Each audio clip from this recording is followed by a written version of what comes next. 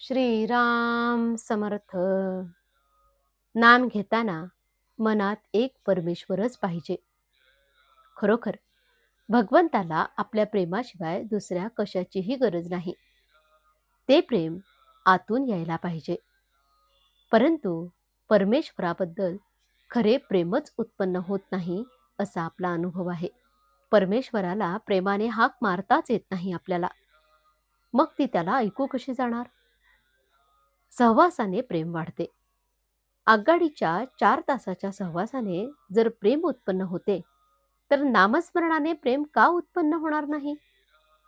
देहाशी अनंत जन्माचा सहवास असतो, म्हणून देहावर प्रेम जडून देहबुद्धी येते.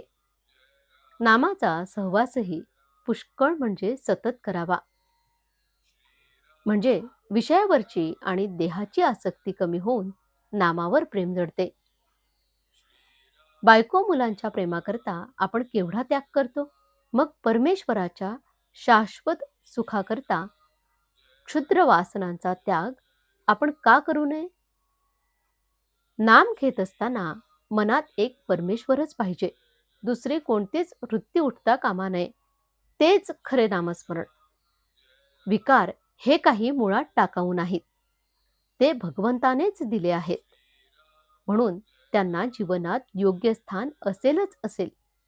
किंबहुना व्यवहारामध्ये विकारांची जरूर आहे. मात्र विकारांना आपण सत्ता गाजवून वापरायला शिकले पाहिजे. विकारांनी आपल्यावर सत्ता गाजविता कामा नये. समजा राजगिरा आणि भुईमुगाचे दाणे मिसळले आहेत. ते वेगळे करायचे असतील तर त्यातले एक काढले की दुसरे आपोआप शिल्लक राहते. शिवाय त्यामध्ये बाहेर काढायला जे सोपे आहे तेच आपण काढतो. त्याप्रमाणे घ्यायला सोपे असलेले भगवंताचे नाम आपण घेत गेल्याने विषय आपोआप बाजूला पडेल.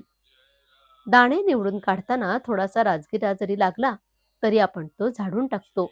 त्याप्रमाणे भगवंताच्या अनुसंधानामध्ये नको असला तरी थोडा विषय येणारच, पण तो हवेपणाने भोगला नाही तर तो आपल्याला बाधक होणार नाही. सर्व संतांचे सांगणे एकच आहे, आणि ते असे की तू भगवंताचे अनुसंधान म्हणजे स्मरण ठेव. त्याने तुला सत्याचे ज्ञान होईल. भगवंताचे अनुसंधान याचा अर्थ असा की बाकीच्या गोष्टीकडे दुर्लक्ष झाले तरी चालेल, पण परमात्म्याचे विस्मरण होता कामा नये. भगवंताचे अनुसंधान कोण कसे ठेवील याचा नेम नाही. कोणी पूजा करून ते ठेवील, तर कोणी भजन करून ते ठेवील, कोणी नामस्मरण करून ठेवील, कोणी मानस पूजा करून ते ठेवील, तर कोणी चित्रकलेमध्ये सुद्धा ठेवील. भगवंताचे अनुसंधान हे आपले ध्येय ठेवावे आणि त्याला अनुसरून बाकीच्या गोष्टी आपण करूया. कर्तव्याची जाणीव आणि भगवंताचे अखंड अनुसंधान हेच सर्व पोथ्यांचे सार आहे. आजचे बोधवचन: अखंडमुखी रामनाम आत असावे अनुसंधान. हाच सगळा परमार्थ जाण. जानकी जीवन स्मरण. जय जय राम. श्रीराम समर्थ.